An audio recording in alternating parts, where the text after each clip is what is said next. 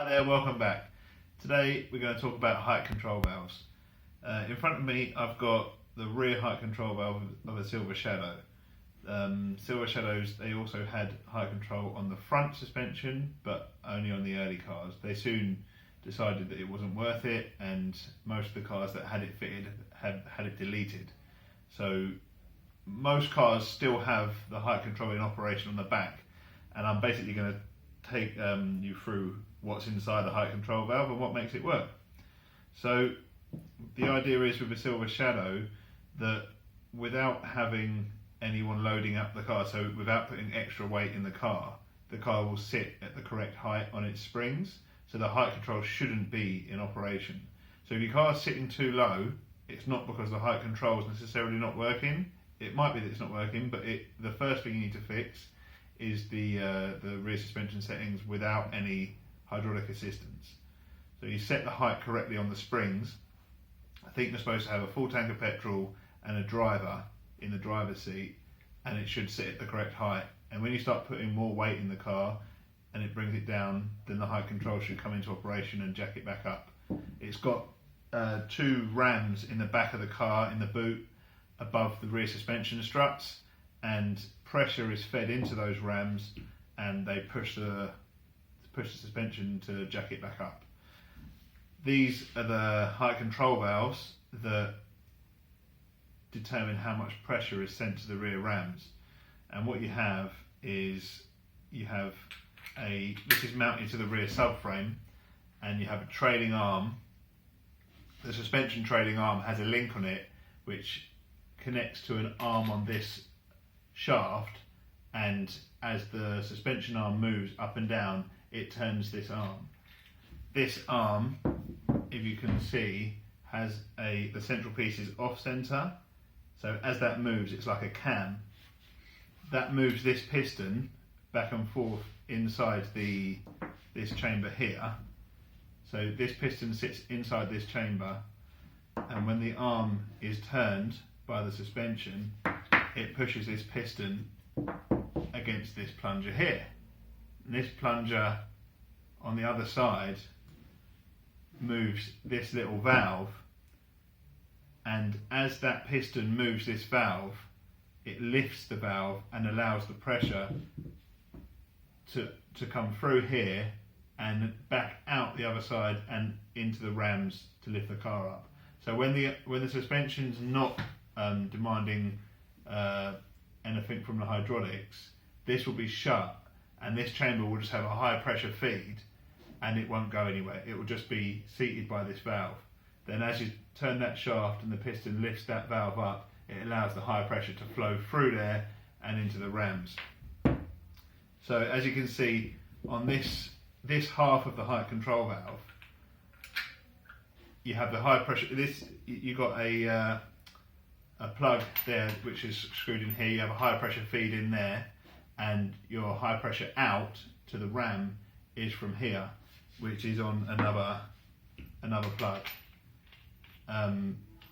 You also have the return, which is just this little cap which is held in with a circlip.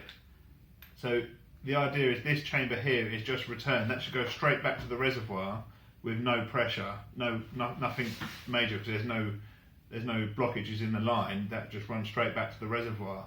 If you do get a blockage in that return line, which could be just all it could be is a flexible hose that's got blocked, which they do over time, what will happen is the pressure will build up in that chamber, and actually it will break away at the weakest point, and what happens is it just breaks the housing around the circlip. So whenever you're replacing a height control valve, particularly if you're replacing it because this plug is broken out, always check that your return lines are clear.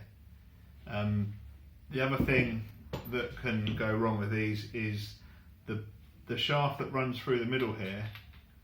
It runs on nylon bushes, and the nylon bushes over time will wear, and if it wears, this shaft will sit off center, and then the little gland O-ring that sits in there won't be able to meet both sides, and it won't seal properly, and then it'll start leaking out of here. Those bushes originally were a brass bush, and they ran a modification to fit nylon bushes.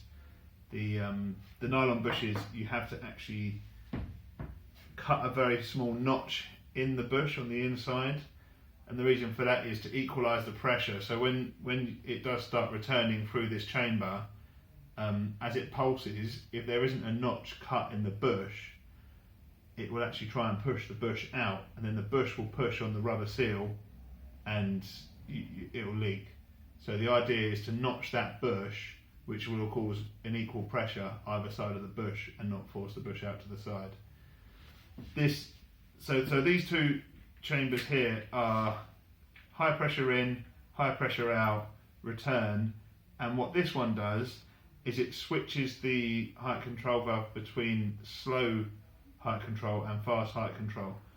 The way it does that is you've also got an electric solenoid valve which is activated under certain conditions. I think if you open the driver's door or any of the doors and the interior lights come on, that triggers the solenoid valve to send high pressure into this chamber, which moves this piston in more.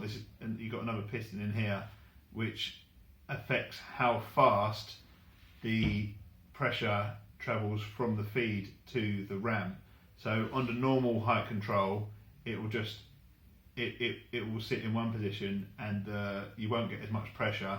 And then as the solenoid valve switches to high pressure, it goes in and the pressure comes out a lot quicker and jacks up the car quicker. The solenoid valve gets its pressure from the return line. It gets a high pressure feed, and it also gets a return feed, and it switches between the two. If you have the return feed in here, then that piston isn't pushed in very far, and if you have the high pressure feed, obviously pushed in, and that gives you fast height control.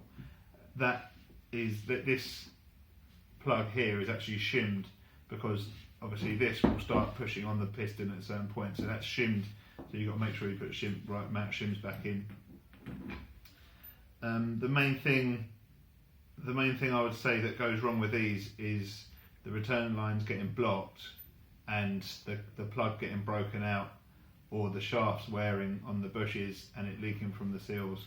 Other than that, it's just general O-ring failure if they're going to start leaking. So yeah, that's pretty much all I can say about these right now. We stock these as a reconditioned unit. That's a UR18082 and UR18083, both of them reconditioned exchange. We charge a deposit and you send the old unit back, we refund it as long as it's not broken. The one thing to mention is you can actually make this a left or a right. It just depends which side the arm goes in, and it can go in either way. So one way is a left hand, one way is a right hand. All this is identical apart from which way you put in the arm. So if you have any questions, please feel free to comment below and we'll try and answer them for you. We also supply a kit. We supply the kit and the bushes, and obviously when this is overhauled, everything's taken apart and cleaned, and then new seals are fitted and new bushes, of course, and it should last for years. We give 2-year warranty on reconditioned items. So if you do have any other questions, please feel free to comment, and we'll try and get back to you. Thanks for watching.